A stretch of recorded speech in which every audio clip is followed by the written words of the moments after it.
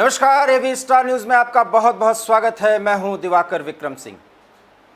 अफगानिस्तान के तालिबान में जिस तरीके से काबुल में इस समय अफरा तफरी का एक माहौल क्रिएट किया है, उसको लेकर के तमाम कयास लगाए जा रहे हैं। लेकिन इतना तय मानिए कि अफगानिस्तान करा रहा है, क्योंकि लोगों को पता ही नहीं कि उनका भविष्य क्या होगा। हालांकि तालिबान के प्रवक्ता और तालिबान के लोग भागते हुए अफगानियों से ये कह रहे हैं कि वो देश छोड़कर न जाएं। फिर भी देश छोड़कर भागने वालों का आलम यह है कि लोग हवाई जहाज के पंखों और टायरों पर लटक करके दूसरी जगह शरण लेने को मजबूर हैं। उन्हें विश्वास नहीं कि तालिबान उनके साथ बेहतर व्यवहार करेगा, जैसा कि तालिबान दावा कर रहा है। उधर पाकिस्तान, चीन और रूस तालिबान को मान्यता देने के बारे में सोच रहे हैं, जबकि अमेरिका पशोपेश में है कि वो करे क्या। बड़ा सवाल है कि इन्हीं परिस्थितियों में भारत भी किस तरफ आगे बढ़े और क्या रुख अख्तियार करे, जिससे अपने पड़ोसी पाकिस्तान को तालिबान के चंगुल से, या यूं कहें कि तालिबान के इस हराम के आक्रमण से बचा पाए। इस मामले पर हमारे साथ जुड़ रहे हैं अंतर्राष्ट्रीय मामलों के जानकार सुब्रकमल दत्ता जी। दत्ता, आपका बहुत बहुत स्वागत है। नमस्कार, आप क्या कहना चाहेंगे? मैं समझता हूं कि ये बहुत ही दुर्भाग्यपूर्ण है जिस तरह का चीज़ें हो रहा है। अफगानिस्तान का पूरा क्रियाधार, पाकिस्तान का पूरा क्रियाधारा है अफगानिस्तान पे, और उसके पीछे कहीं ना कहीं पे चाइना का पूरा हाथ है। आज देखना पड़ रहा है कि आखिर ये सब चीज़ें क्यों हुआ है, क्योंकि आप अगर देखेंगे आज जो कुछ हो रहा है अफगानिस्तान में, इसके पीछे एक बहुत बड़ा इतिहास रहा है। आपको याद होगा कि जब सोवियत संघ ने आक्रमण किया था अफगानिस्तान पे और कब्जा किया था, और उसके बाद जब नाजिबुल्लाह की रेजिम वहाँ पे आई, तो उस रेजिम को हटाने के लिए पूरे तरह से कोशिश अमेरिका की तरफ से किया गया था, और अमेरिका ने उस समय तालिबान को कहीं ना कहीं पे एक तरह से वेपनाइज भी किया था, और उसके साथ साथ आपका पूरा कहीं ना कहीं पे पूरा जो प्रशिक्षण देना वो अमेरिका के तरफ से तालिबान को किया गया था रूस के विरोध में और नाजिबुल्लाह के रेजिम के विरोध में। नाजिबुल्लाह की रेजिम जब तक अफगानिस्तान में थी तब तक तो कहीं ना कहीं पे एक स्थिरता थी अफगानिस्तान में, और डेवलपमेंट भी कहीं ना कहीं पे हो रहा था। पर क्योंकि अमेरिका को ये चीज़ किसी भी तरह से हजम नहीं हो पा रहा था, तो इसलिए उन्होंने एक बाकायदा एक अलकायदा जैसा संस्था को, तालिबान को खड़ा कर दिया वहाँ पे। जैसे इराक में अमेरिका ने किया था, लीबिया में अमेरिका ने किया था, या फिर सीरिया में जिस तरह से किया था, उसी तरह से तालिबान को भी अफगानिस्तान में अमेरिका ने खड़ा किया। अलकायदा को जैसे आपके मिडिल ईस्ट में खड़ा किया गया था अमेरिका की तरफ से, वही रणनीति अमेरिका ने अपनाया था, सिर्फ सोवियत संघ को रोकने के लिए और रूस को रोकने के लिए।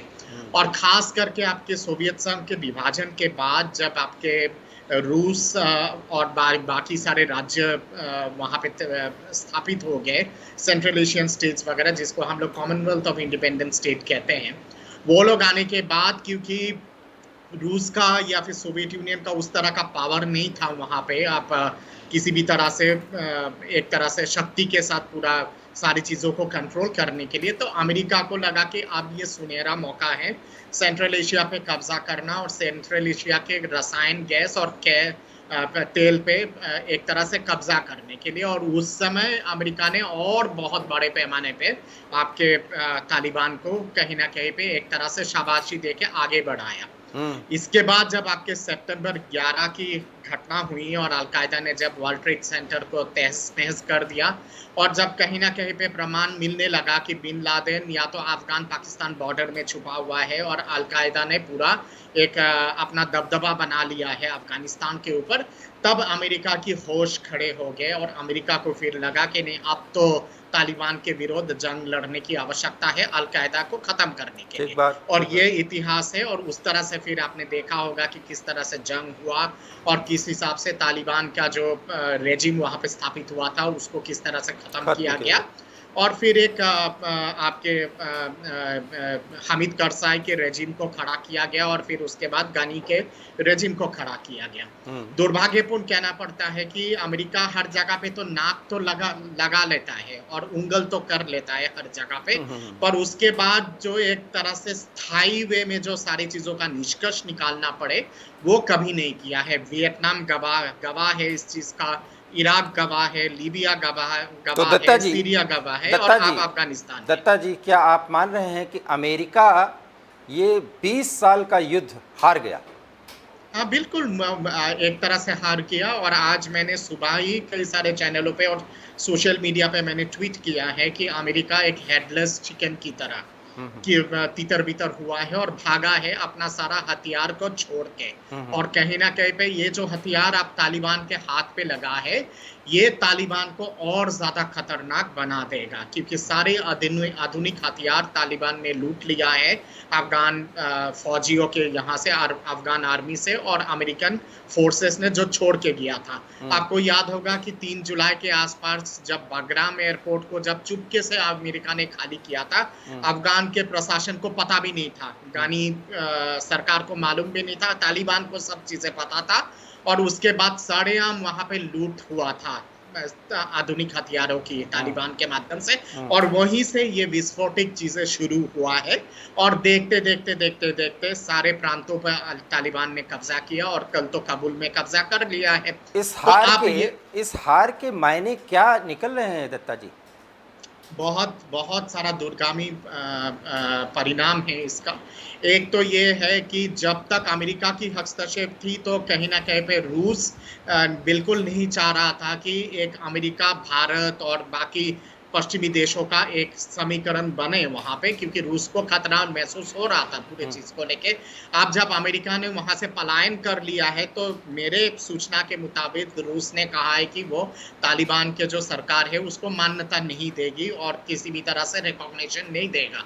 मैं समझता हूं कि भारत के हित में ये है और भारत के लिए ये है, बहुत आवश्यक है कि अब हम लोग एक रीजनल अलायंस तैयार करें यहाँ पे सेंट्रल एशिया के देशों के साथ, ईरान के साथ, रशिया के साथ और आपके साथ आपके यूरोपियन यूनियन के साथ, क्योंकि यूरोपियन यूनियन और नेटो अलायंस भी अमेरिका से बहुत ज्यादा खफा है इन सब चीजों को लेके। ब्रिटेन ने तो सरेआम बोल ही दिया है सारी कि मान्यता नहीं देंगे, सारी बातें बोल दिया है। फ्रांस ने भी कहा है। तो कहीं ना कहीं पे एक रीजनल अलायंस बनाना बहुत आवश्यक है। आज के डेट में अगर अफगानिस्तान के लोग या फिर अफगान लोग अगर किसी देश पे यकीन करता है या फिर आंख बंद करके भरोसा करता है वो भारत है, क्योंकि भारत का ऐतिहासिक और सांस्कृतिक संबंध रहा है अफगानिस्तान के साथ और हमें इस संबंध को ध्यान में रखते हुए वहां के लोगों को किसी ना किसी तरह से हर तरह से मदद देने की आवश्यकता है। मैंने माननीय प्रधानमंत्री जी को सोशल मीडिया के माध्यम से मैंने गुहार लगाया है और मैंने कहा है कि अब समय आ गया है कि भारत अपने हाथ पे पूरे चीज को लेके कमान को संभाले, रूस के साथ, ईरान के साथ, सेंट्रल एशिया के देशों के साथ और यूरोपियन यूनियन के साथ लामबंद होके एक अंतर्राष्ट्रीय शांति फोर्स जो पीस कीपिंग फोर्स है उसका पहल करे और उसके साथ साथ जो ये जो शांति वार्ता हो रहा है दोहा पे और आपकी संयुक्त राष्ट्र के चेयरमैनशिप भारत के हाथ में है 1 महीने के लिए, तो इसका सुनहरा वे में भारत को इस्तेमाल करना चाहिए और अफगानिस्तान में स्थिरता लाने की बहुत आवश्यकता है।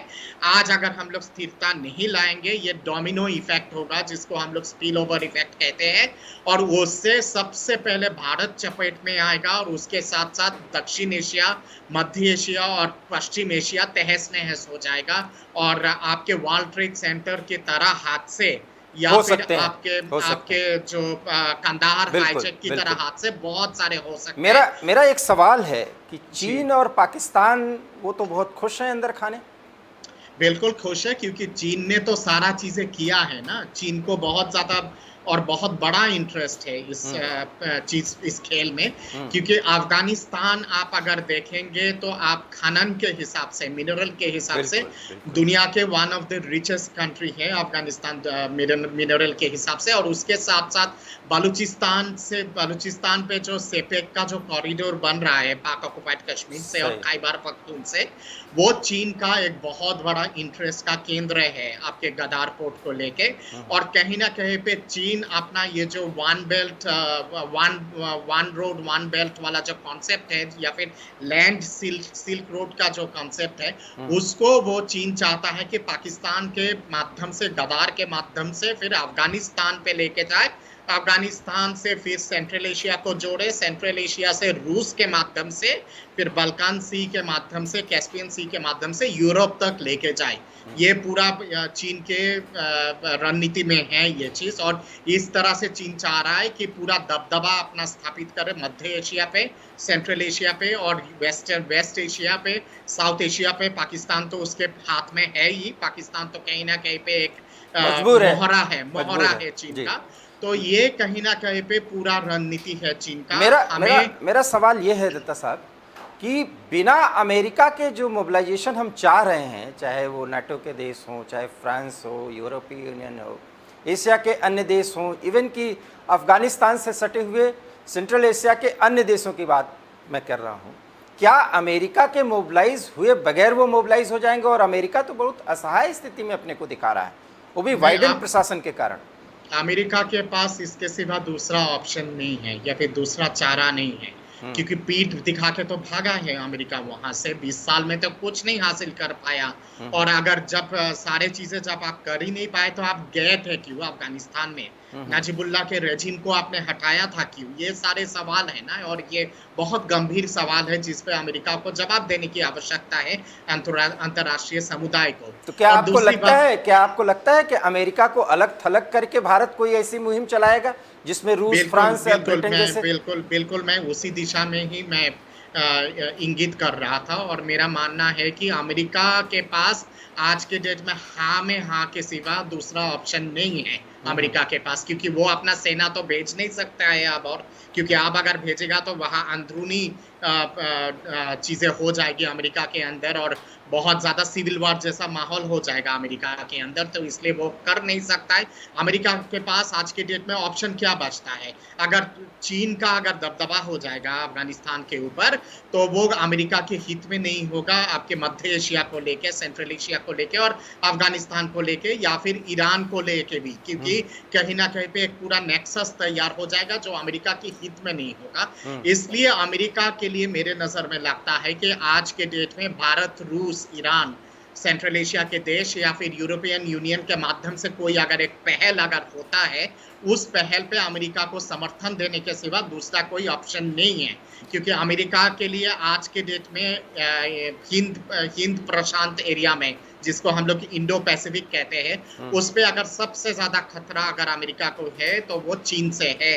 और अमेरिका का दादागिरी को अगर कोई खत्म कर सकता है, जो अमेरिका को लगता है, वो कहीं ना कहीं पे चीन खत्म कर सकता है। और चीन जिस हिसाब से उभर रहा है और दादागिरी पूरे अंतर्राष्ट्रीय लेवल पे फैला रहा है, ये बहुत बड़ा चेतावनी का कारण है और चिंता का कारण है अमेरिका के लिए। इसलिए अमेरिका के हित में होगा कि अगर रूस, भारत, ईरान, सेंट्रल एशिया के देश और यूरोपियन यूनियन अगर लामबंद होते हैं और एक इंटरनेशनल पीस आर्मी अगर भेजते हैं या फिर पीस फोर्स अगर भेजते हैं वहां पे संयुक्त राष्ट्र के निगरानी में, या फिर एक रीजनल अलायंस के माध्यम से भी अगर पीस फोर्स अगर भेजा जाए वहां पे, ताकि वहां पे शांति स्थापित हो, तो उस पे अमेरिका को किसी तरह का वो नहीं होना चाहिए, किसी तरह का प्रॉब्लम नहीं होना चाहिए।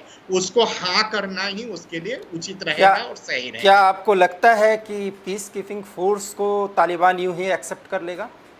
नहीं, तालिबान तो नहीं करेगा इस चीज को एक्सेप्ट, और तालिबान तो कतई नहीं करेगा इस चीज को एक्सेप्ट। पर वही है कि अंतर्राष्ट्रीय समुदाय को आप अपना बैकबोन दिखाने की आवश्यकता है, क्योंकि जिस तरह से लाचारी के हिसाब से अंतर्राष्ट्रीय समुदाय ने अफगानिस्तान के परिपक्ष में चीजें किया है, और जिस हिसाब से एक लाचारता दिखाया है अंतर्राष्ट्रीय समुदाय ने, उसी का परिणाम है कि इतना जल्दी तालिबान ने पूरे अफगानिस्तान पे कब्जा कर लिया है।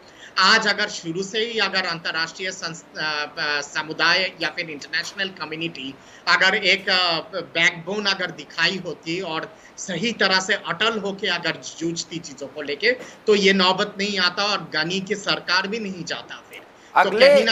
अगले 72 घंटे या आप कहें अगले एक सप्ताह में क्या ऐसी डिप्लोमेटिक कोशिशें हो सकती हैं जो तालिबान को उसकी हद में रखने में सफल हों? हालांकि तालिबान पूरे अफगानिस्तान पे कब्जा कर चुका है दत्ता जी? नहीं, कहीं ना कहीं पे डिप्लोमेटिक लेवल पे भारत को प्रोएक्टिव होने की आवश्यकता है और जितने सारे फ्रेंडली देश है सबको प्रोएक्टिव होने की जरूरत है। चीन भी अगर सोचता है कि वो मतलब ताली बजा के और झुंझुना बजा के पूरा खेल पे मजा लेगा, तो ये चीन के लिए भी खतरनाक होगा, क्योंकि जिंगजियांग प्रांत में ये उइगर्स। सारा चीजें फैल सकता है जो चीन के लिए बहुत घातक होगा। और उसके साथ साथ रूस के लिए चेचनिया और आपके जो बिल्कुल। टाटरस्तान है जहां पे मुस्लिम समुदाय के लोग बहुत बड़े पैमाने पे रहते हैं, रूस के लिए वो बहुत चिंता का विषय है। क्योंकि आपको याद होगा जब अलकायदा और तालिबान जब सक्रिय थी, तो उस समय चेचनिया पे रक्तपात हो रहा था और बिल्कुल। लिबरेशन मूवमेंट चल रहा था। तो इसलिए सबके हित में होगा कि लामबंद हो के कहीं ना कहीं पे एक शांति वार्ता का पहल करे और उसके साथ साथ अंतर्राष्ट्रीय समुदाय एक इंटरनेशनल फौज भेजे संयुक्त राष्ट्र के माध्यम से वहां पे स्टेबिलिटी और पीस लाने के लिए। और उस पे अगर आवश्यकता होती है कि भारत उस चीज को लीड करे, तो अंतर्राष्ट्रीय संस्थाओं को या फिर अंतर्राष्ट्रीय समुदाय को किसी तरह का परहेज नहीं होना चाहिए। क्योंकि अफगान लोग और अफगानिस्तान के लोग अगर सिर्फ अगर विश्वास करते हैं आज के डेट में, तो वो भारत भारत को विश्वास करते हैं और भारत के लोगों को विश्वास करते हैं। उनका बाकी सारे जितने सारे देश से सबसे उनका कहीं ना कहीं पे विश्वास टूट खत्म हुआ चुका है। है और चूर चूर हो चुका है। पाकिस्तान पे उनको बिल्कुल यकीन नहीं है, चीन पे उनको यकीन नहीं है। रूस का खामियाजा उन लोगों ने भुगत चुका है, नेटो और अमेरिका का खामियाजा भी भुगत चुका है। ईरान के साथ भी उनका उतना मधुर संबंध नहीं है। अगर अच्छा संबंध है और बहुत ही प्यार वाला संबंध अगर है, तो वो भारत के भारत साथ। के साथ है। वो महाभारत के काल से है वो चीज। और इस चीज को हमें प्रोएक्टिव करने की आवश्यकता है। आप समय आ गया है कि माननीय प्रधानमंत्री जी अंतर्राष्ट्रीय लेवल पे अपने आप को एक सही मायने में दिखाए कि वो ग्लोबल लीडर है। बहुत बहुत धन्यवाद इन तमाम जानकारियों को साझा करने के लिए दत्ता जी। तो ये थे अंतर्राष्ट्रीय मामलों के जानकार सुब्रो कमल दत्ता, जिनकी नज़र में भारत को प्रयास करने की ज़रूरत ही है, क्योंकि बिना डिप्लोमेटिक मिशन के एक शांति सेना की ज़रूरत जो अफ़गानिस्तान में जिसकी दरकार है वो संभव नहीं हो पाएगी। और अगर शांति सेना वहाँ पर नहीं जाती तो भारत के प्रति जो अफ़गानिस्तान का भरोसा है, अफ़गानी लोगों का भरोसा है, वो टूट जाएगा और उस स्थिति में भारत के सामने समस्याएं ज़्यादा बढ़ सकती हैं। अफ़गानिस्तान में पल पल पे घटनाएं घट रही हैं। हम आपको पल पल की जानकारी देंगे। इसके लिए आप एबी स्टार न्यूज़ से जुड़े रहिए और देखते रहिए कि अफ़गानिस्तान किस कदर से आगे बढ़ रहा है या कराहने पर मजबूर हो रहा है। बहुत बहुत धन्यवाद। नमस्कार।